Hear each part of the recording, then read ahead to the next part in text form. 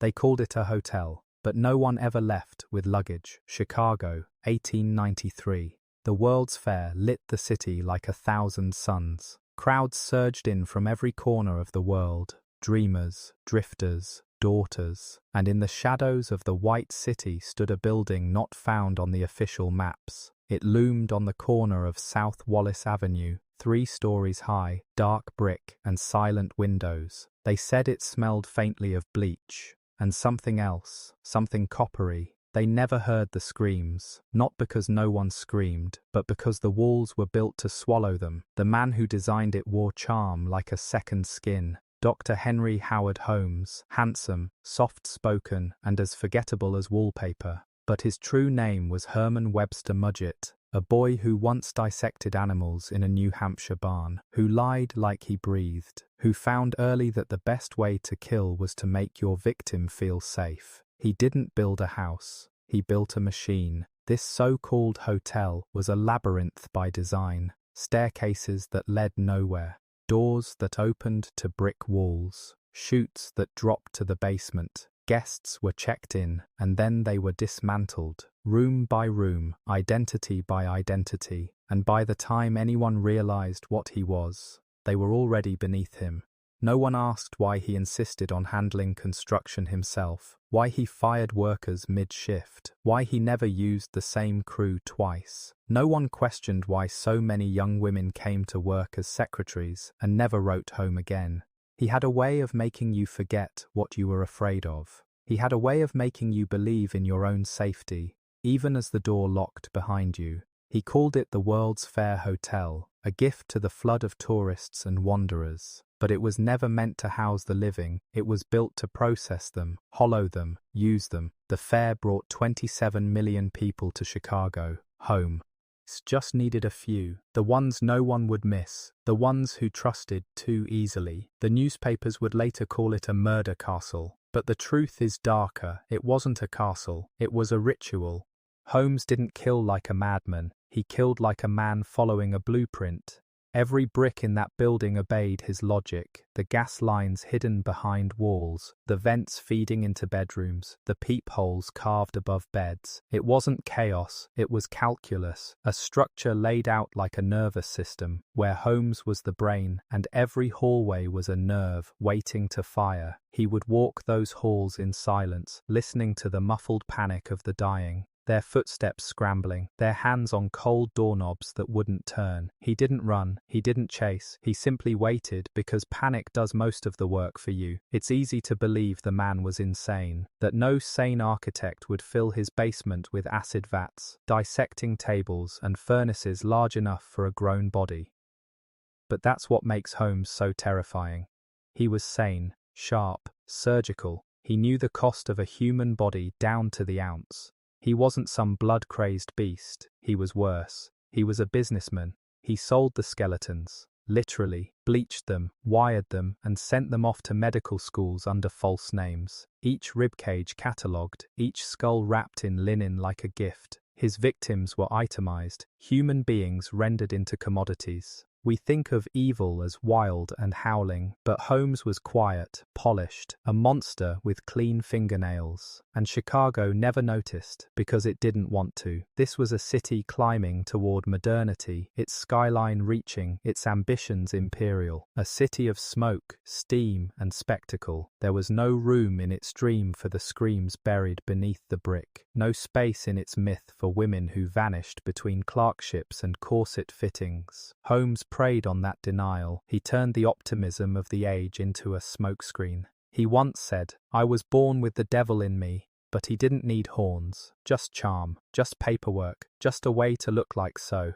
My own, else every time things got too hot, he married women under aliases, insured them, buried them, he seduced secretaries, then erased them, but always with a smile. Ask yourself, how many people vanished under his roof before anyone dared to name the pattern? And now ask, who gave him the permit to build it in the first place? The murder castle was never meant to survive. That was part of its genius. Holmes built it not just as a fortress of death, but as a disappearing act. The moment suspicion crept in, he'd burn the floor plans, fire the workers, and start again. The building constantly changed, hallways sealed, rooms shifted, walls erected overnight like a body rearranging its own bones. Investigators said navigating it felt like walking through someone else's mind, a fevered mind, a mind designed to trap you. And behind that mind was a man who never looked rushed, never looked worried. Holmes strolled among the fairgrounds like a gentleman tourist, bought candy for neighbor children, dined with businessmen and preachers, always just on the edge of suspicion, always just innocent enough. But the horror wasn't just in the building, it was in the world that let it happen. Because while Holmes built his chamber of death in Chicago, America was building an empire. The World's Fair was a monument to progress, electric lights, ice cream, Ferris wheels, a celebration of modernity. But beneath the sparkle was rot. The streets outside the fair teemed with orphans, widows, immigrants, people no one counted, people easy to erase. Holmes knew the truth about America that most didn't dare whisper. The country wasn't built on opportunity, it was built on disappearance. People vanish here, and if they vanish quietly enough, they are never looked for. That's the part no one wants to admit. Holmes didn't invent evil. He simply saw the gaps in the system and walked straight through. He was the product of a world that values surface over substance, charm over truth, wealth over human life. He wore the mask the world wanted him to wear, and we let him. Even when his frauds surfaced, insurance scams, fake identities, missing wives, he skated past consequence with a signature and a handshake, because he was exactly what people needed him to be: a doctor, a businessman, a romantic. Everyone sees what they want, and Holmes knew that.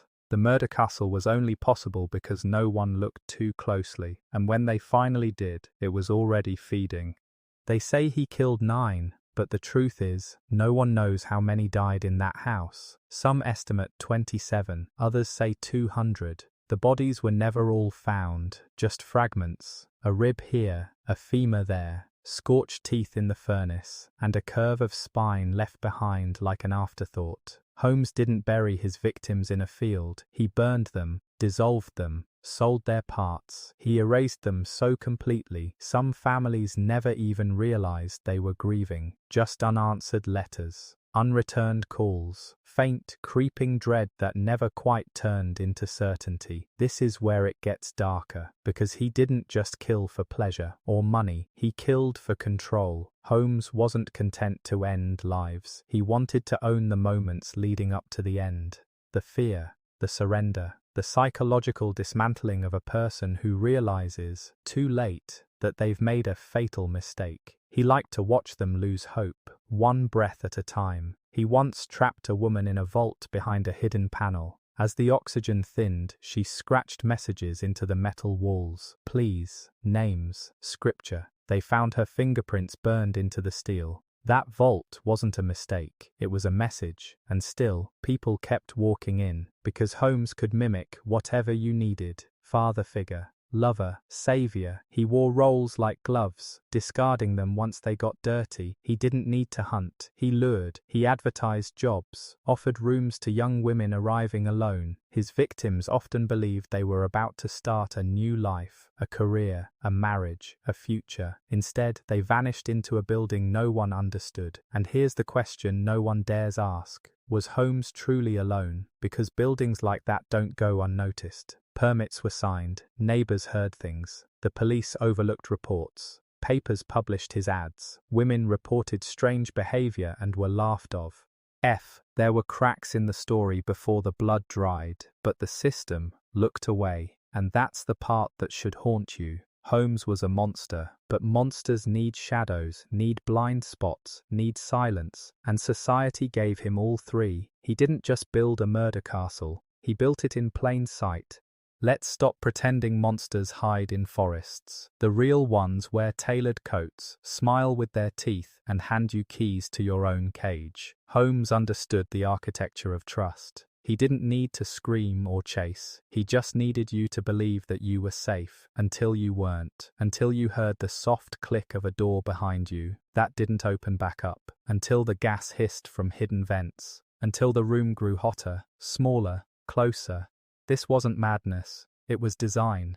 The second floor of his murder castle was a web of horror engineered with precision. Rooms with no windows, no air, no escape. Soundproof chambers lined with asbestos. Trapdoors that opened over chutes greased to deliver corpses directly into the basement. A basement that wasn't for storage, but dissection, cremation, disposal. Everything had a place, just like his victims. But what haunts most are the letters, love notes, contracts, employment agreements. So many of his victims walked willingly through that front door, clutching handwritten invitations. He made them feel chosen, special, desired. The death didn't begin when the blade came out. It began the moment they believed him. That's what no one tells you. The deadliest thing Holmes ever held wasn't a scalpel. It was a pen. And while bodies vanished inside that house, outside, the world moved on, enchanted by the World's Fair, dazzled by Edison's lights, Buffalo Bill's show, and the 264-foot Ferris wheel turning like a halo over a city full of secrets. No one asked what that dark building was across from the pharmacy. No one wondered why young women came in and didn't come out. Because the dream was more comfortable than the truth.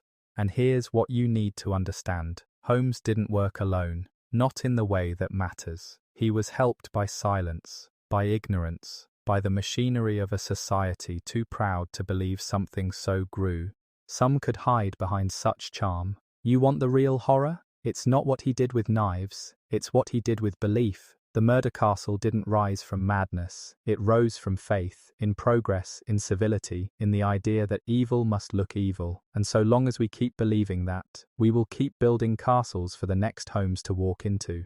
The castle burned in 1895, but not completely. Fire took the roof, scorched the brick, cracked the windows, but the bones remained. Even when the building was gutted, repurposed, renamed, the foundation held, because Holmes didn't just build a place, he built a blueprint, and blueprints get reused. The fire started under strange circumstances. Some say it was arson, others whisper it was ritual. The caretaker claimed shadowed figures broke in and scattered accelerants before dawn, but the police wrote it off as vandalism. They always do. No bodies were found in the ashes, but a pile of burnt shoes was. Shoes in pairs, laces tied neatly, as if the wearers had taken them off willingly, and yet no one ever came to claim them. Holmes had already been arrested by then, far from Chicago, in Boston, caught not for murder but for fraud. That was the only language the system understood. Paperwork, property, insurance, not the rot beneath the floorboards, not the screams, just signatures. That's how they caught him, not by digging up the dead, but by following the money, and even then, they barely cared about the missing women. It was the money that mattered. Even in chains, Holmes smiled. During his trial, he confessed to killing 27,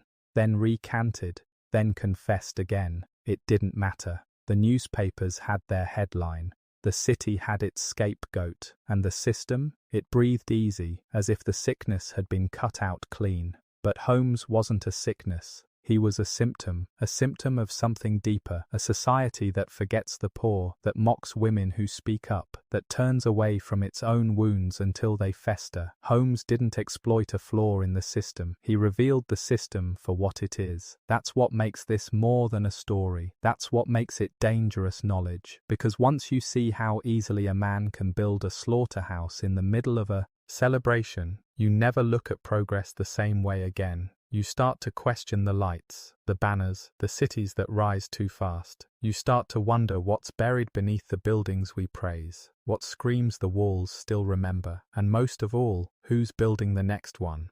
Holmes may have wielded a scalpel, but today's architects of fear use marketing decks, school curriculums, wearable tech. You want proof? Look at how society reacts to whistleblowers. They're mocked, exiled, discredited because they hold a mirror, and nothing is more dangerous than someone who remembers what freedom felt like. Holmes didn't just take lives, he erased resistance, he conditioned silence, and that silence became currency. That silence still circulates. Every time you tell yourself, It's probably nothing. Every time you ignore your gut, every time you see something wrong and say nothing, just like the workers who built those rooms and told themselves it was none of their business. The castle didn't need them to believe, it only needed them to obey, and it still does. Because if no one speaks, no one sees. And if no one sees, the blueprints keep breathing. And if you're still here, if this is resonating with something deeper inside you, I want you to do one thing. Drop a comment below telling me where in the world you're watching from and what the weather is like right now. Not for the algorithm, though it helps, but because it roots this moment in something real, something undeniable, a small truth in a world built on performance.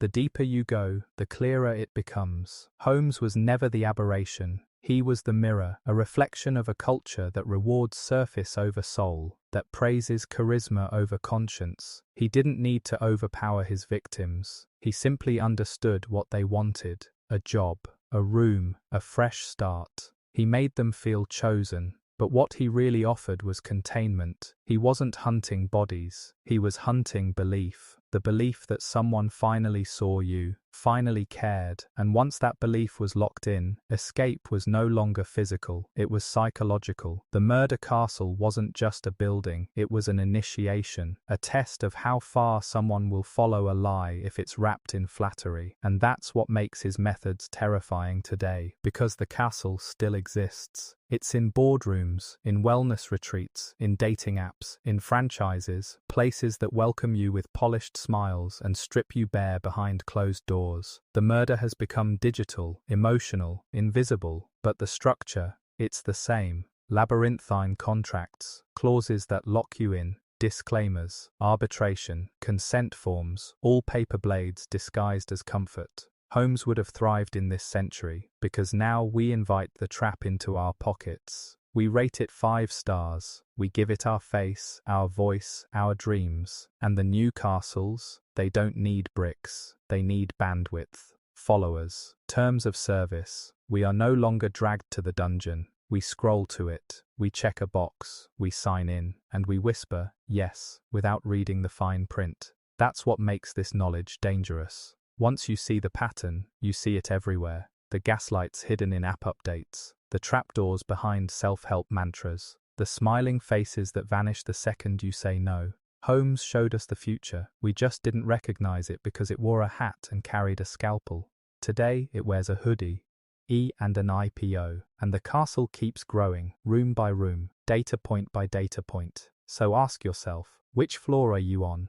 The truth is, the castle never needed to be physically real. That was just Holmes's prototype, stone and steel and sulfur. But the true genius was conceptual, a space that eats people without ever appearing to do so, a structure that convinces its victims they walked in freely, that they wanted to be there, that their silence was their own choice. That's how you make the perfect prison. You convince the prisoner it's a sanctuary. And Holmes was a master of this illusion. He didn't chain his victims, he courted them, he flattered them, he gave them dreams to hold while he quietly removed their exits. We see that same pattern today in every institution that promises protection while draining its people dry. Governments that criminalize dissent, corporations that monitor every click, religions that brand questions as betrayal. The castle lives on, not as a building, but as a blueprint for control, a psychological machine. It whispers the same lines: we'll take care of you, we'll give you purpose, we'll keep you safe. And while you exhale, relieved, the walls quietly close in. That's the genius of it. You don't notice the trap until you've already betrayed yourself, until you've silenced your own instincts, until you've started defending the very system that's feeding on you. Holmes may have wielded a scalpel, but today's architects of fear use marketing decks, school curriculums, wearable tech. You want proof? Look at how society reacts to whistleblowers. They're mocked, exiled, discredited because they hold a mirror, and nothing is more dangerous than someone who remembers what freedom felt like. Holmes didn't just take lives, he erased resistance, he conditioned silence, and that silence became currency. That silence still circulates. Every time you tell yourself, it's probably nothing, every time you ignore your gut, every time you see something wrong and say no. Just like the workers who built those rooms and told themselves it was none of their business, the castle didn't need them to believe, it only needed them to obey, and it still does. Because if no one speaks, no one sees, and if no one sees, the blueprints keep breathing. Holmes understood one principle better than anyone of his time. People will trade their intuition for belonging, and once that trade is made, the rest is easy. He didn't prey on the weak, he preyed on the hopeful, the ones who still believed in new beginnings, the ones who arrived in Chicago clutching job offers and luggage filled with letters from home. Those were the ones most easily devoured because they still believed the world made sense. They believed in decency, in systems, in order, and Holmes used that belief like a scalpel. It's the same tactic we see now, on a larger, more sophisticated scale. We are taught to trust the surface, polished websites, corporate slogans, government pledges, clean logos, smile-trained spokespeople, all of it designed to keep us in the lobby, just long enough for the door to close. This isn't conspiracy, it's pattern, it's structure, it's the castle, grown more subtle, more digital, more acceptable, and the moment you try to point it out, you're labeled paranoid, difficult, negative. That's part of the defense system. Anyone who sees too clearly becomes the threat. Just like Holmes called his doubters hysterical, jealous, troubled, the language hasn't changed, just the packaging. Today we walk willingly into systems designed to extract us, and we applaud while we do it. We sign away our data, our time, our sovereignty in the name of convenience. Every click is another brick in a new kind of chamber, one with biometric locks, one that remembers your preferences, one that suggests your next move before you even make it. That's how deep the castle runs now, and here's the terrifying part. It doesn't even need Holmes anymore. The structure is self-sustaining. The machine runs on our own behavior, our own silence, our own need to fit in. The walls are smarter, the traps are friendlier, the rooms come with Wi-Fi, and all the while, the exits disappear, not with a slam, but with a whisper. This is just how it is. No, this is how they made it, and if you don't wake up inside it, you're already gone. There's a moment in every descent when the mind tries to climb back up, a flicker of denial, a grasp for the ordinary. Maybe Holmes was just a product of his time. Maybe things aren't like that anymore. Maybe the system isn't perfect, but it's not evil. That's the voice of the castle. It wants you to stay soft, confused, hopeful, because hope, untethered from discernment, becomes a leash. Holmes didn't operate in a vacuum. He thrived because people wanted to believe in the illusion. Just like now, we cling to narratives that keep us numb. Progress is good, institutions are sacred, bad things only happen to other people. We recite these mantras while the trap tightens. That's why history repeats, because we don't study its predators. We study its heroes, its victories, its glossy versions. But Holmes wasn't an anomaly. He was a masterclass in systemic permission. And if you think his kind vanished with the gas lamps and corsets, you're mistaken. They've just gone wireless. Ask yourself, what is the modern version of a soundproof room? It's not a hotel chamber anymore. It's an algorithm, a feedback loop, a curated echo that makes sure you only hear what keeps you asleep. If Holmes built the castle today, it wouldn't be made of brick. It would be made of dopamine, of scrolling, of screens that learn your fears faster than you do. And it wouldn't need a locked door. You'd lock it yourself. You'd sign the terms. You'd follow the rules. You'd call it freedom. That's the new elegance of control, self-regulated obedience. We've upgraded from vaults to voluntary cages. That's what makes this forbidden history more than a story. It's a cipher, a warning, and a map, because the blueprints Holmes drew weren't just physical, they were psychological, and they still hold. That's why, if you're still here, still listening, still awake, you've crossed a line. You're no longer a spectator, you're an initiate, and the castle knows. Holmes didn't fear death. What he feared was exposure, not the exposure that ends with a noose, but the kind that leaves a legacy in ruins, the kind that breaks the spell, that tears away the illusion of genius, charm, success, and shows the machinery underneath. Because monsters don't thrive in darkness. They thrive in adoration, in awe, in myth. Holmes shaped his own legend even as bodies decomposed under his feet. He carefully curated how the world would remember him, handsome, brilliant, haunted. He even wrote his own memoir while awaiting execution. A final con, a final mask, and people bought it. They always do. Because we want to believe evil is exotic, dramatic, rare. We want to believe Holmes was a glitch in the system, not the system functioning at full efficiency. But here's the truth. Every step Holmes took, every scam, every seduction, every murder was enabled by landlords, by banks, by newspapers, by men in suits who shook his hand and never asked the right questions. His castle was surrounded by people who didn't want to look too closely, and that pattern has not changed. The structures are slicker now, the rooms are digital, but the hunger remains, and so do the enablers, because in every generation there are those who know and stay silent, those who suspect and look away, those who benefit and claim innocence. This is how the castle lives on, through complicity, through bureaucracy, through the phrase, "It's not my problem." Holmes needed that more than he needed a scalpel. He needed the man at the permit office to rubber stamp the plans, the neighbor to ignore the sounds, the cop to write off the complaint, and they did, because he looked like them, spoke like them, knew which fork to use. That's what makes him eternal, because there will always be another Holmes, another man who understands that charm opens more doors than force, another man who ends that if you wear the right mask, people will build the castle for you, furnish it, applaud it, and when the bodies start piling up, they'll say they had no idea, even though they did, especially because they did.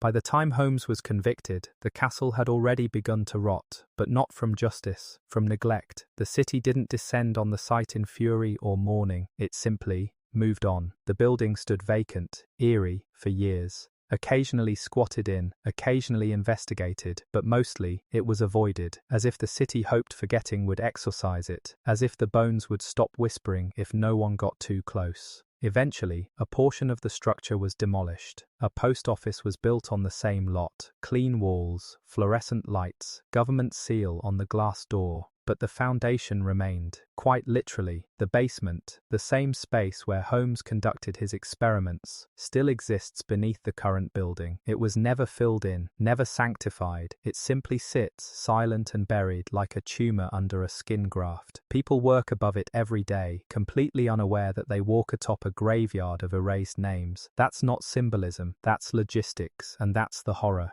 The castle didn't end. It was repackaged, rebranded, papered over by the same institutions that let it flourish to begin with. And the most chilling part, the mail still comes, parcels arrive, letters are sorted, lives are managed, all while the ghosts below remain nameless. And that's exactly how Holmes would have wanted it. His entire philosophy was built on one thing, erasure, not just of bodies, but of memory, of consequence. And that erasure continues every time we reduce him to a Halloween villain, a trivia answer, a Netflix episode. When we turn history into entertainment, we lose its teeth. Holmes doesn't belong in a costume shop. He belongs in a case study, a warning label, an oath, never again, unless it already is. And here's the hardest truth of all. The castle didn't need Holmes to survive. It just needed people to stop asking questions. And most did. Most sent. It'll do. Because it's easier to stand above the basement and pretend it's not there, than to look down and realize you're standing on the bones of everything we chose not to see. You may be wondering, why does any of this matter now? Holmes is dead, the castle is rubble, the story is old, but that's the illusion. That's how the castle survives, by convincing you it's gone, by cloaking itself in history, distance, fiction, but it's not gone, it's metastasized, and the blueprint Holmes left behind has been studied, refined, digitized. His techniques, coercion by charm, obedience by confusion, silence by structure, have become standard operating procedure in places we trust most. In schools, in prisons, in hospitals, in politics, in marketing. It's not about killing anymore, it's about molding, breaking, rebuilding, making people grateful for the cage they're in. That's the evolution of the castle, from a building to a paradigm, from a place to a process. Holmes understood that to truly own someone, you don't need chains, you need belief. You need them to walk into the room and close the door behind them. You need them to defend the very system consuming them, because it's familiar, because it's dressed in authority, because it promises purpose. Sound familiar? It should, because today, the castle no longer needs walls. It has policies, devices, cultures. It trains its victims to love their captors, to fear their freedom, to doubt their instincts. And here's the twist: the more intelligent you are, the more susceptible, because the castle flatters you. It tells you you're special, chosen, smarter than the rest, that you're not like them, that you belong here, that this is where the answers are, that this is where truth lives, until you forget to ask whose truth, until you start reciting the slogans, until you lose your edge. Holmes didn't need to kill everyone who entered, just the ones who couldn't be converted. The rest? They helped him. They sold the rooms, took the notes, lit the fires, and never asked why. If you're still watching, still listening, then ask yourself, where in your life are you inside the castle right now?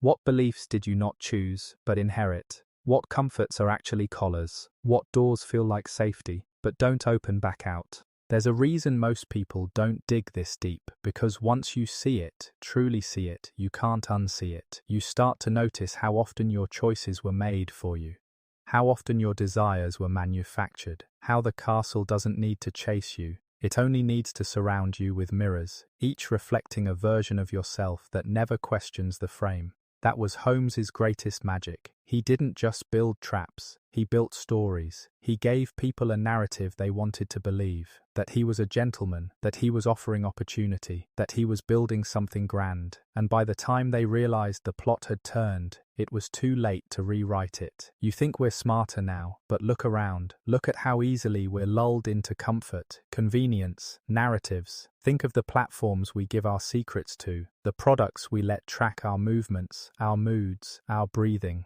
Think of the institutions we defend long after they failed us. That's the updated castle, one where we furnish our own rooms, polish our own locks, apologize to our captors for being too loud. And the worst part, we've been taught to call that progress, to be grateful for it. And when someone questions it, when someone dares to say, something's not right, they're mocked, isolated, flagged. Just like Holmes labeled his most suspicious victims hysterical or unstable, today we call them conspiracy theorists. We brand them as broken because it's easier than admitting the room we're sitting in has no door. But if you're still here, you're different. You're not watching for entertainment. You're watching because you feel it. That low hum behind the world. That sense that something isn't adding up. That things aren't just broken. They're designed that way. And you're right. The castle wants you numb, disoriented, doubtful. Because once you stop believing in your own instincts, it has you. That's why Holmes didn't worry when people got suspicious. He knew most would come back with apologies. He knew they'd blame themselves. I must have misunderstood. I overreacted. No, you didn't. You saw the seams, and that makes you dangerous. Keep going. Dangerous isn't the one who swings the sword, it's the one who sees the map, and you, right now, are holding that map, tracing every hidden hallway Holmes designed, not with blueprints and bricks, but with manipulation and myth. Most people spend their entire lives in rooms built by someone else, their beliefs installed, their fears programmed, their ambitions imported like pre-set furniture. Holmes understood this. He knew that if you could convince someone to accept a false identity, you could control them without ever raising your voice. And that's the updated model today. Identity as architecture. You're not locked in by force. You're locked in by story. The narrative you were given at birth, where you're from, what you're allowed to want, who you're allowed to be, and the moment you step outside that script, the alarms go off. Social, cultural, institutional. Suddenly, you're the problem. Not because you're wrong, but because you're awake. That's how the castle protects itself. Not with guards, but with shame. It teaches you to police yourself, to shrink before you're shrunken, to disbelieve your own eyes if it keeps you from rattling the walls. Holmes didn't need to scream, because his victims were already whispering to themselves, "This can't be happening." And that whisper, that was the lock. Today, we do it too. We gaslight ourselves every time we feel the pressure and tell ourselves it's normal. It's just work. It's just adulthood. It's just life. No, it's just the castle convincing you that discomfort is natural, that dread is maturity, that silence is strength. But let me be clear, awareness is not paranoia, dissent is not brokenness. Your instincts are not defective. They're alarms. Ancient, sacred, unkillable alarms, and they're ringing for a reason. You were not meant to live inside this machine. You were not built to be monitored, reduced, sorted. You were meant to choose, to question, to see. And that's why they keep building new castles, because the moment too many people start remembering what it feels like to be free, the structure cracks. And in that crack, something older comes through, something honest, something dangerous, something alive, and it starts with you.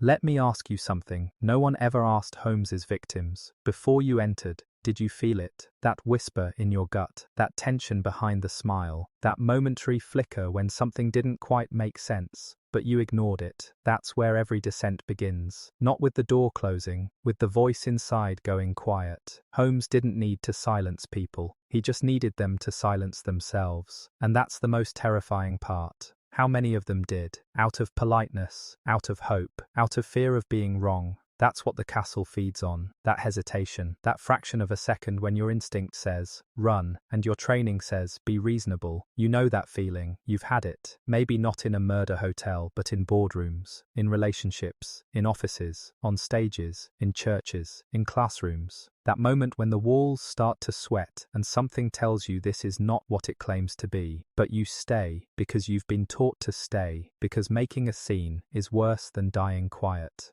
Holmes didn't need to drag anyone. He made the room warm, the lighting soft, the conversation flattering, and then he let the building do the rest. Today, we call that user experience. We call it onboarding. We call it customer journey. And it's the same game. Comfort to lull, confusion to trap, compliance to finish. Only now, it's scalable, automated, invisible. But the blueprint is exactly the same. This is why we tell this story, not to tremble at the past, but to recognize its repetition, to ask, what modern systems are built like the castle? What doors seem safe, but only open one way? What places reward silence, obedience, trust, while harvesting you behind the scenes? If you feel like something in your life doesn't add up, you're not crazy. You're seeing the seams, the cracks in the story, the hidden hinges in the hallway. That feeling, that's the truth knocking. And once you open that door, nothing looks the same again. Not your job, not your idols, not your comfort. That's the real awakening. That's the moment the castle loses its grip. Not with escape, with recognition.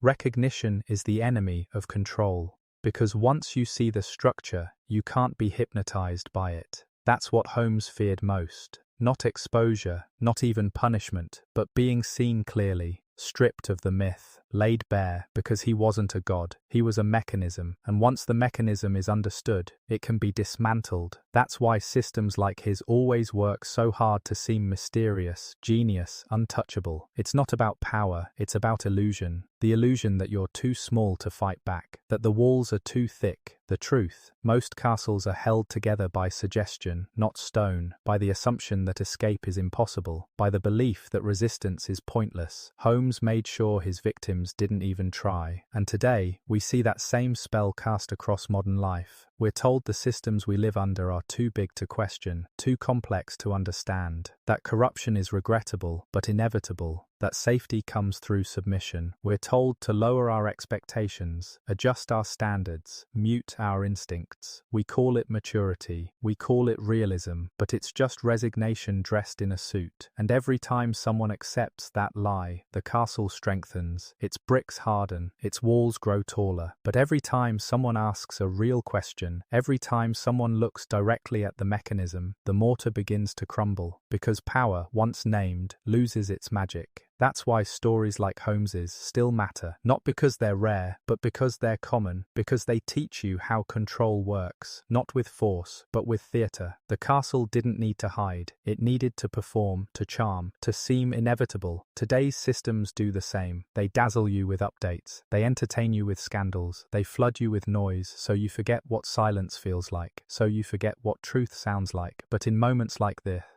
in stories like this, the silence returns, the illusion flickers, and you remember, you were never meant to obey, you were meant to awaken, to notice, to rebuild, not the castle, but something entirely different, something that doesn't require victims, something without a basement, By now, you've probably realized this isn't just a story about Holmes, it's a story about everything that pretends to protect you while preparing to consume you. That's why it lingers, that's why you're still here, because deep down, something in you recognizes the pattern. Maybe you've seen it in your workplace, where loyalty is demanded but never returned, where burnout is praised as dedication, where truth is whispered behind closed doors and punished in daylight. Maybe you've seen it in your relationships, where charm masked control and apologies followed every wound like a script. Maybe you've seen it in your country, in your faith, in your family. It doesn't matter where. The castle has many names, but its shape is always the same: seduction, containment, erasure, and the moment you see it, it shatters.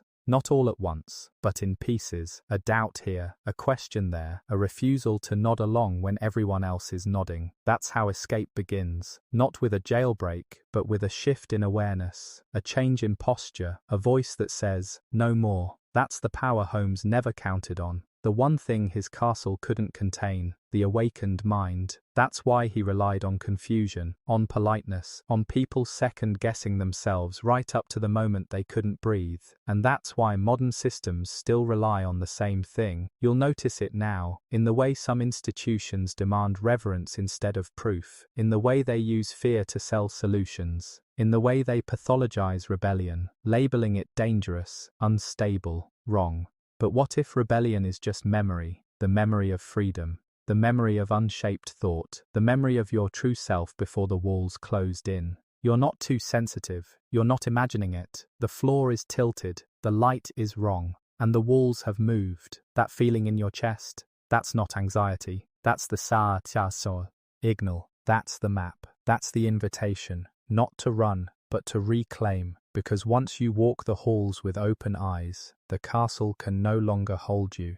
There's a moment in every story like this when the listener leans in, not because of horror, but recognition. And that moment is now, because what you're beginning to see isn't just about Holmes, or murder, or history. It's about the architecture of your own life, the rooms you've accepted, the ceilings you've stopped questioning, the corridors you were told not to open. We were all born into blueprints we didn't design: economic, religious, social, psychological. Some were built for safety, most were built for control. The difference is subtle, but devastating. Safety empowers, control pacifies. Holmes didn't need to overpower anyone, he simply offered them certainty, a room, a job, a role, a promise, and they walked in smiling. How many of us are doing the same today, smiling through roles that are shrinking us, agreeing to terms we never read, nodding at systems that strip us bare one checkbox at a time? We say yes because the no would cost too much, and that's the secret of modern control. It never threatens, it tempts, it coaxes, it rewards your silence with stability, your obedience with visibility, and by the time you wonder what you've lost, the castle has already moved on to someone else. You were never the guest, you were the product.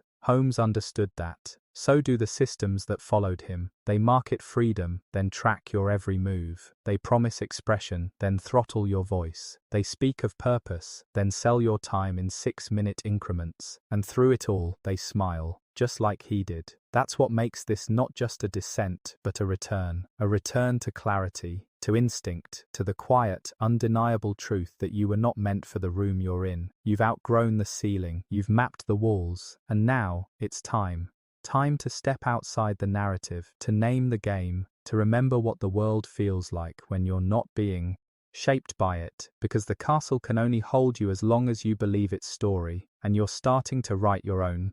There's a reason the castle fears storytellers. Real ones, not entertainers, not distractions, but those who name what others only feel. Holmes knew the danger of the spoken truth. That's why he carefully curated what others said about him. He told his story first, so no one else could tell it honestly, and today, that tactic is everywhere. Control the narrative, and you control perception. Control perception, and you control behavior. That's why media empires exist, why algorithms push outrage, why every dissenting voice is either silenced or absorbed and neutered. The goal isn't to stop you from thinking, it's to flood you with so much noise you forget what thought even feels like. Holmes didn't need to hide the bodies. He needed to bury the truth under enough charm that no one wanted to look.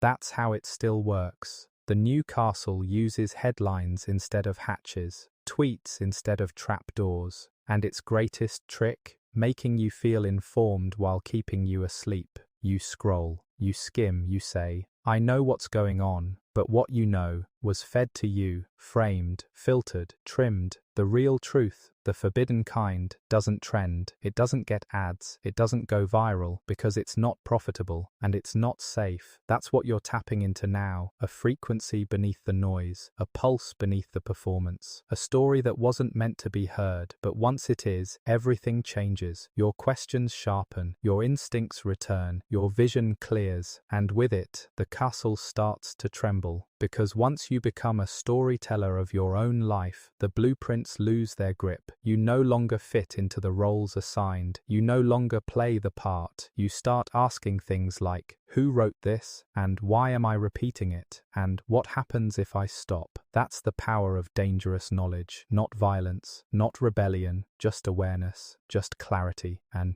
it spreads. Quietly, patiently. Like water through stone, and when it reaches enough people, the castle doesn't burn, it crumbles, because it was never real stone, just fear shaped into walls, and fear cannot hold against a mind that remembers its freedom. The mind that remembers its freedom becomes ungovernable, not in chaos, not in violence, but in refusal, in calm, clear, deliberate rejection of the scripts it never wrote. That's what systems like Holmes's fear most, not force, but autonomy. A person who sees the design and no longer plays the part. A person who steps out of the room before the door clicks shut. Think about that. Holmes never needed chains. He needed routine, predictability. He built systems that made his victims behave like clockwork. Predict when they'd arrive. Predict when they'd trust. Predict when they'd stop asking questions. And it worked, because the world around them told them to comply, to be agreeable, to not question the doctor, the employer, the gentleman. Now look around you. What behaviors have been normalized not because they're right, but because they're predictable? Working until collapse, smiling through exploitation, apologizing for being overwhelmed, accepting terms no sane person would accept just to belong. That's the castle's currency, normalized dysfunction. And the moment you stop participating, the machine stutters. It doesn't know how to hold someone it can't predict. Someone who doesn't flinch, someone who doesn't beg, someone who stops nodding. Holmes counted on patterns. Systems do too. They analyze your clicks, your pauses, your silence. They predict what you'll say, what you'll want, what you'll fear. And if you ever step outside those lines, they panic. That's why awakening is disruptive. Not because it's loud, but because it's silent in the places where obedience used to echo. Because it moves differently, speaks differently, thinks differently. And nothing terrifies a system more than someone who can no longer be read. That's what you're becoming. Not a rebel, a variable, a ghost in the data, a mind too fluid for the frameworks, a soul too honest for the branding. That's the crack in the castle wall, and it's spreading. Every time you pause before clicking, every time you question the easy answer, every time you feel that old script rising in your throat and choose not to say it, the pattern weakens, and in its place, something else begins. Something older, something freer, something true. Truth isn't loud, it doesn't scream for your attention. It waits, beneath the noise, beneath the branding, beneath every polished system that promises to fix you while secretly feeding on you. Truth doesn't seduce, it reveals, and that's why most people run from it, because when it arrives, it doesn't offer comfort, it offers clarity, the kind that strips away illusions, the kind that makes you question everything you thought was solid. That's what Holmes's castle did when it was finally uncovered. It shattered the myth of the charming doctor, the generous employer, the good American. It forced people to look directly at the rot beneath the marble, and they hated him for it, not just because he killed, but because he exposed how easy it was, how little resistance he met, how many people helped him, quietly, unknowingly, just by doing their jobs. That's the part we try to forget. That's the part that lives on, because we still live in systems built the same way, clean on the surface, rotten underneath. Institutions that reward silence, that punish integrity, that call submission professionalism. And when the truth leaks out, when the fraud is exposed, the abuse revealed, the damage undeniable, we don't tear down the castle. We patch it, rename it, offer apologies, move on. Just like they did in Chicago. But truth doesn't move on. It waits. It lingers in the eyes of those who saw too much. It hums beneath the surface of every press release and thoughts and prayers tweet. It lives in the cracks. That's where you are now. In the cracks. In the place between the story you were told and the one you're beginning to write. That's why it hurts. That's why it feels like loss. Because it is. You're losing the illusion, the myth of safety, the comfort of ignorance. But what you gain is everything. Vision, agency, fire. You stop waiting for permission. You stop asking to be seen. Why? Oh, stop kneeling to a system that was never built for your benefit. And in that moment, you don't just escape the castle. You become the thing it fears most. Awake, aware, and unwilling to play along. Holmes didn't just murder people, he murdered the idea of safety, that if someone is well-dressed, well-spoken, well-liked, they must be good. That evil has a look, a smell, a warning. But Holmes looked like every man the world told you to trust. That was the point, and that's what still haunts us. Because deep down, we know how easy it is to mistake performance for purity. We know how institutions wear masks. How power wears kindness like a costume, and how danger rarely growls, it smiles. That's the sickness Holmes exposed, and it didn't die with him, it adapted.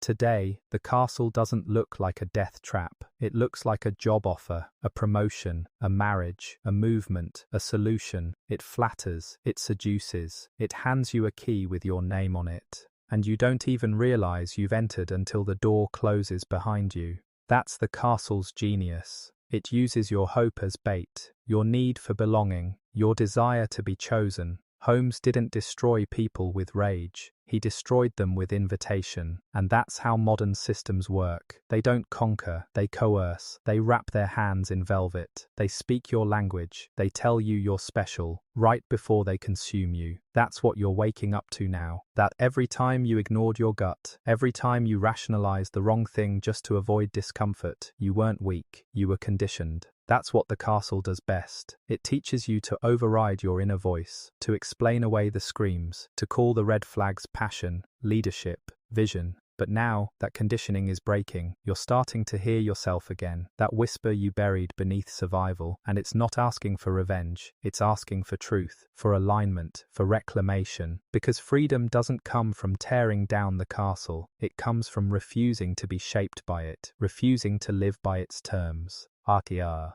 Refusing to be flattered into submission. You don't need to fight it, you just need to stop feeding it. And when enough people do that, the castle crumbles from within, not with fire, but with remembering.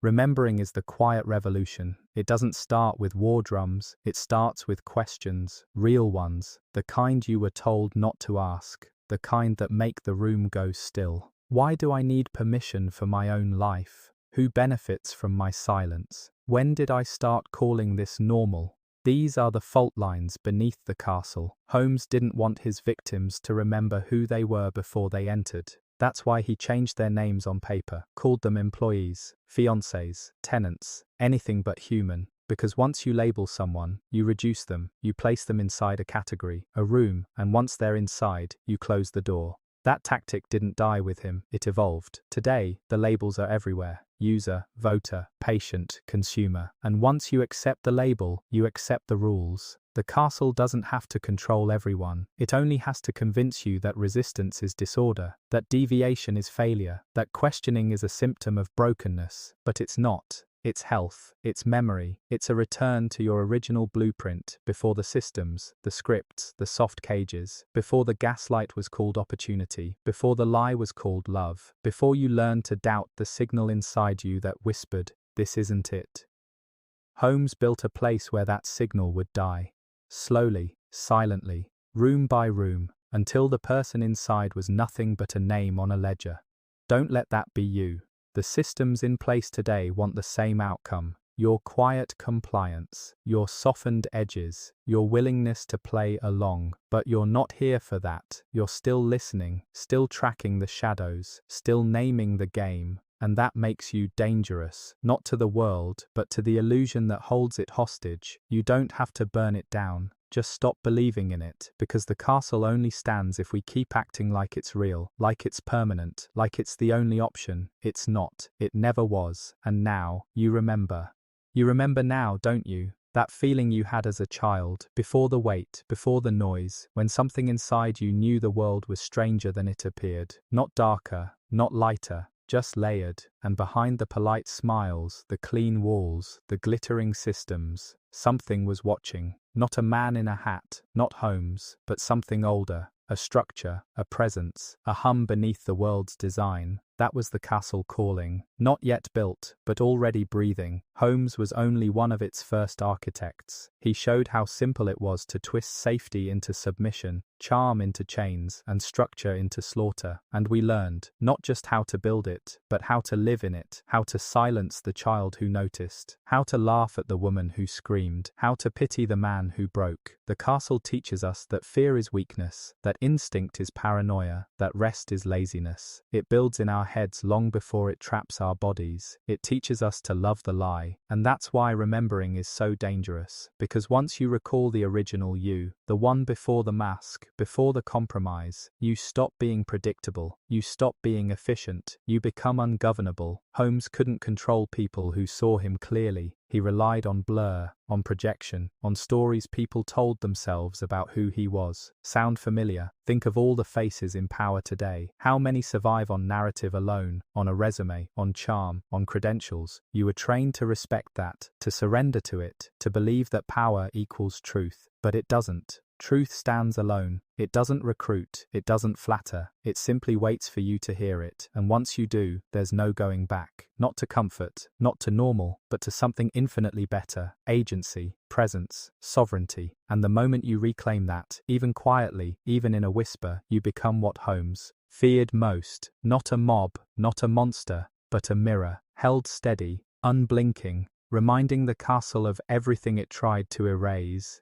Mirrors don't just reflect, they reveal, and that's why the castle fears them, because they show things as they are, not as they pretend to be. That's what you are now. A mirror the system can't distort. You're no longer seduced by titles, no longer pacified by praise. You see beneath the presentation, beneath the slogans, beneath the charisma, and what you see is design. Holmes didn't just kill for thrill, he designed for erasure. He didn't want remembrance, he wanted replacement, to swap out identities, rewrite timelines, reduce lives into absence, and he was nearly perfect at it. Nearly, but even the most efficient machine leaves echoes. A half-burned letter, a missing shoe, a single scream that found the right ear. The castle will always leave evidence for those willing to look. And you're looking now, not just at history, at now, at yourself. You've started asking questions most people are afraid to ask. Who benefits if I stay asleep? Who suffers if I don't? What was taken from me before I knew what was mine? These aren't just philosophical musings, they're keys Holmes never expected his victims to find, because most never knew they were trapped. That's the brilliance of modern control. It feels like choice. You pick your poison, your screen, your brand, your algorithm, but the walls never move. They just change wallpaper. That's what you're breaking through, slowly, fiercely, not with rage, but with resolve. You're not screaming, you're seeing, and that's worse for them, because screamers get dismissed. But the quiet ones, the watchful ones, they're the ones who walk out, who tell others, who start dismantling the structure not from the outside, but from within. Holmes never expected that. He counted on silence, on shame, on disbelief. But you're none of those things now. You're awake. And what you see is not just the castle's blueprint. You see the cracks, the stress points, the parts built on stolen breath and forgotten names. And you understand now, the castle doesn't need to collapse in flames. It only needs to be remembered, accurately, relentlessly, and out loud.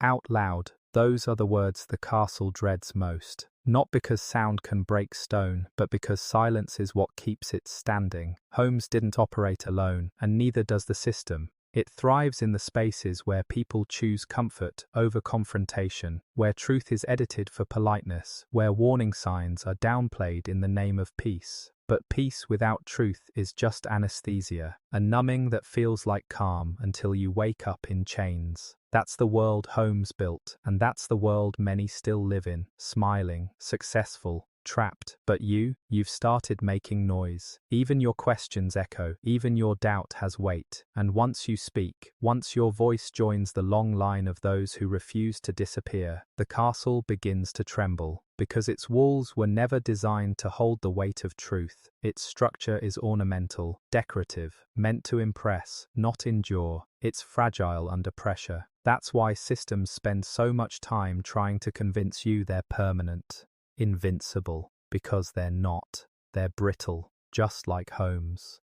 He crumbled the moment the right pressure was applied. Not fists, but facts. Not outrage, but observation. The ledger, the missing names, the trap doors. That's what undid him. Not a hero, not a fire. Attention, detail, witnessing. That's what you are now. A witness, not to a crime, but to a pattern. One that began long before you were born. One that persists because so many chose to look away, but you didn't. You followed the hallways, you read the names, you refused the exit that offered amnesia, and now, you carry something more powerful than outrage. You carry context. You know how these castles are built. You know the signs, the masks, the mechanisms. And that makes you immune, not to pain, but to seduction, not to threat, but to hypnosis. You don't need to shout, you just need to stay awake.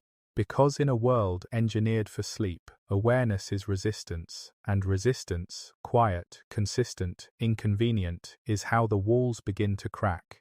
Cracks don't look like revolution, they look like hesitation. A pause before clicking agree, a long breath before saying yes, a second glance at the man everyone else calls genius. Cracks are small at first, barely perceptible shifts in posture, in tone, in certainty, but they spread. And once they spread far enough, the castle can't hold. Holmes never feared confrontation. He feared hesitation. He feared the moment someone looked at him too long, asked one more question, trusted one less word, because his entire empire, like every system built to manipulate, rested on momentum. Keep them moving, keep them busy, don't let them think. But when you stop, when you pause, you become unpredictable. And unpredictability is the castle's death sentence. You don't need to fight it, you just need to freeze it, break the rhythm, shatter the illusion of inevitability. Holmes didn't expect his victims to pause. He expected them to smile, to nod, to enter the room and sit down. But the ones who hesitated,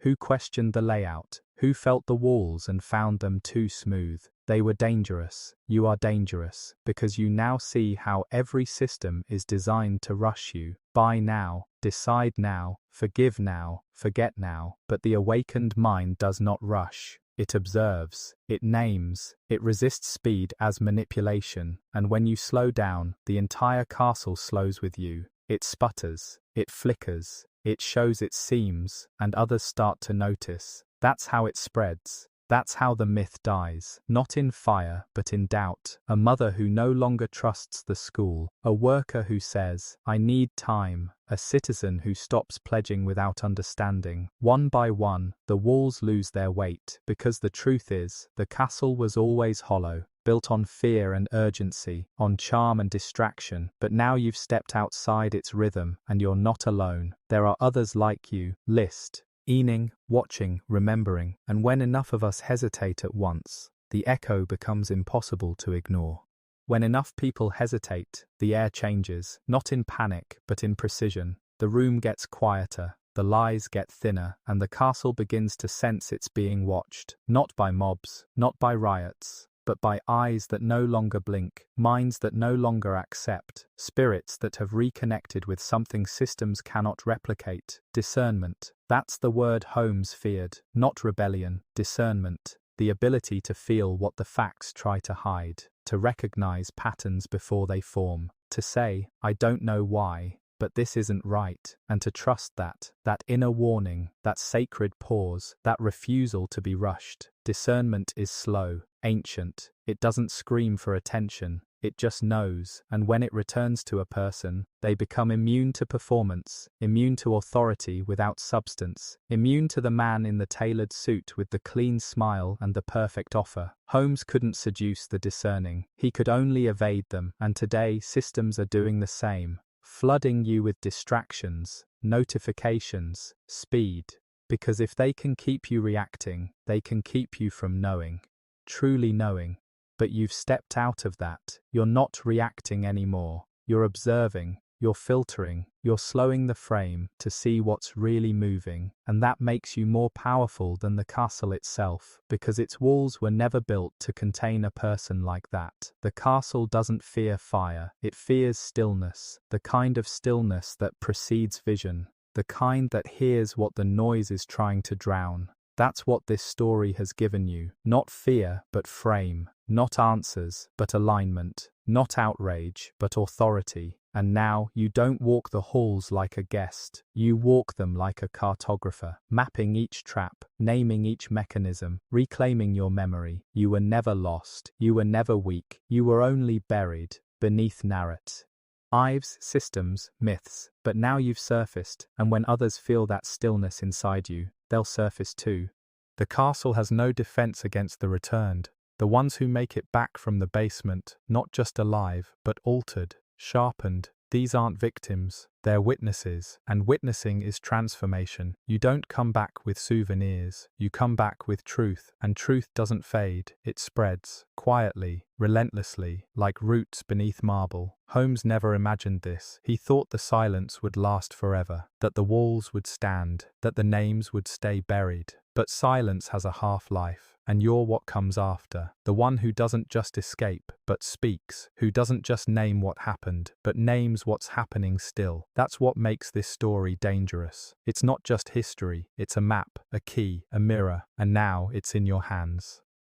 The same design Holmes used still surrounds you, but you see it now, in the contracts that make you small, in the praises that come with strings, in the systems that thank you for your compliance and punish your pause. You're not imagining it, it's not a phase, it's the machine working as intended, but your awareness has altered the gears. You're asking real questions. Who profits from your exhaustion? Who gains when you stay silent? What would you remember if no one told you to forget? The castle doesn't fear weapons, it fears memory, real memory, the kind that makes you stop apologizing, the kind that makes you say, no more, and mean it. That's the force rising in you now, not anger, but clarity, not rage, but rootedness, and with it comes something rare, something the castle cannot mimic, or market, or manage, integrity, the return to self, whole, awake, undeniable. Holmes thought his castle would erase people, but it made something else instead, something he couldn't name, something he couldn't stop,